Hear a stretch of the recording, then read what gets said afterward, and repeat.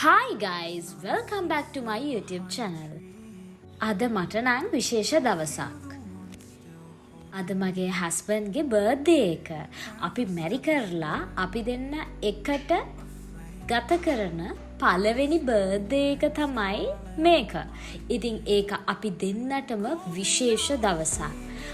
කොහොමද බලමු අපි මේ විශේෂ දවස ලස්සනට ගත කරේ කියලා.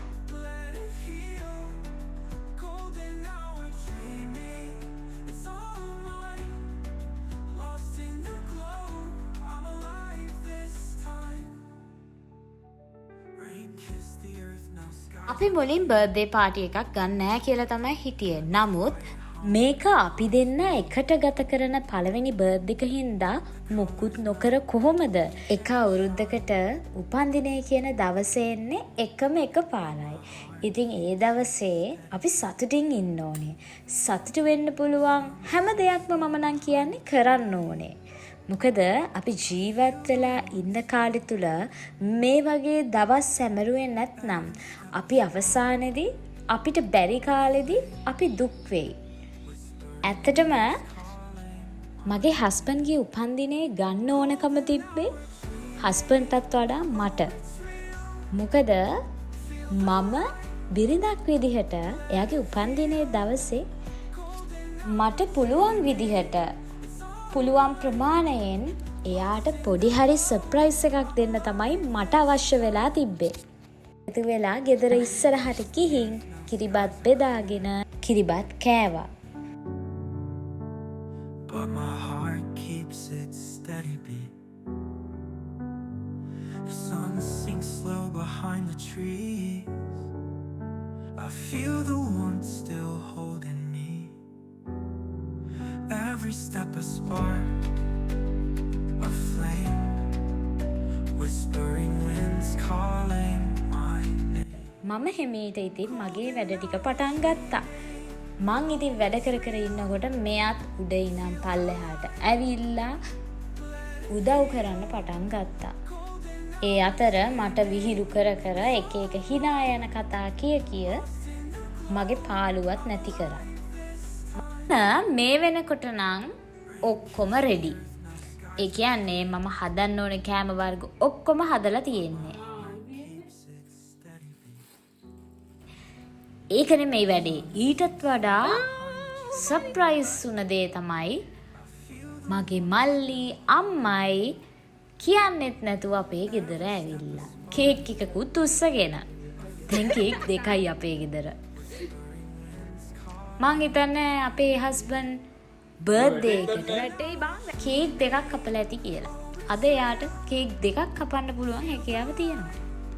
ඔක්කොටම වඩා මේගොල්ලන් සර්ප්‍රයිස් වුණා අපේ ගෙදර ඇවිල්ලා. හේතුව කන්නවත් හදාගන්න බැරිව හිටපු මම කොහොමද මෙච්චර දේවල් කරගත්තේ තනියම කියන එකෙන් ඒගොල්ලන් සර්ප්‍රයිස් වුණා. මගේ බර්ත්ඩේ එකටවත් කේක් එකක් ගේන්න නැති අපේ මල්ලි මගේ හස්බන්ඩ්ගේ බර්ත්ඩේ එකට කේක් එකක් ගෙනත් දීලා. මාර ආදරයක් ඉතින්. අන්නකෝ මම හදපු සෙටප් එක ලස්සනද කියලා. හැබැයි මේකට ලොකු වියදමක් ගියෙත් නැහැ. තනියම අපි දෙන්නම එකතු වෙලා ගොඩක් වෙලාවට හස්බන්ඩ්ට උදව්වට ආවා. අපි දෙන්නම එකතු වෙලා තනියම හදපු සෙටප් එකක් තමයි මේක. මෙන්න මේ ඔයගලන්ට පේන ට්‍රේස් තියෙන හයිටි ට්‍රේස්. මෙන්න මේ දේවල් අපි එකතු කරේ ගිය අවුරුද්දේ ඉඳන්. ඒ කියන්නේ ගෙට ගෙවදින්න කලින් ඉඳන්. මොකද අපිට අවශ්‍ය වුණා බර්ත්ඩේ එකක් ගන්නකොට ඒක හරි ලස්සනට ගන්න පුළුවන් අයිටම්ස් ටිකක් පාටි අයිටම්ස් ටිකක් එකතු කරන්න. ඉතින් අපිට සල්ලි තියෙන වෙලාවට පුළුවන් විදිහට විතරක් නෙමෙයි මේ ජූස් ජා එකත් ඒ වගේ පාටි තියෙන දවස්වලට පාවිච්චි කරන්න පුළුවන් විදිහට හිතලා අපි කලින්ම සූදානම් කරගත්ත දේවල්. බලන්නකෝ ඒ දේවල් හින්දා මෙතනට ලොකු ආලෝකයක් ලැබිලා තියෙනවා.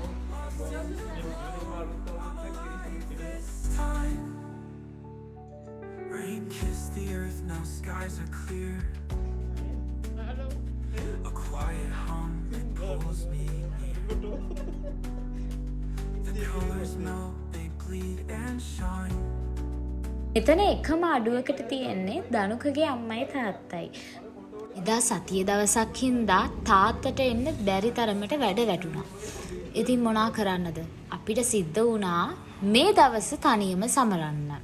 අපි කේක් කපලා කේක් කාලා ඒ දවස හරිම සතුටින් ගෙව්වා. ඊට පස්සේ හොඳම දේ තමයි එදා රෑ අපේ මල්ලි මගේ හස්බන්ඩ්යි මගේ අම්මයි තුන්දෙනා එකතු වෙලා තමයි ඉව්වේ. ඉතින් ඒක හරි විශේෂ දෙයක්. පවුලේ කට්ටියත් එක්ක එකතු වෙලා කෑමක් හදනවයි කියන්නේ ඒක හරි ලස්සන අත්දැකීමක්. ඉතින් ඒ සුන්දර අත්දැකීම අපි එදා වින්දා. ඒ විතරක් නෙමෙයි මගේ කෑමවලට හොඳ ප්‍රතිචාර තිබ්බා. කට්ටිය හරි ආසාවෙන් කෑවා. මට හරිම සතුටුයි ඒකට.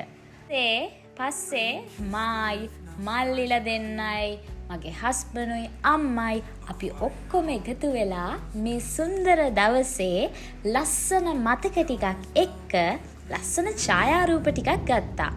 මං හිතන්නේ ඒවනම් ඕගොල්ලන්ට කලින්ම දැක බලා ගන්න පුළුවන් වුණා. වීඩියෝ එක තමයි එන්න ටිකක් පරක්කු වුණේ.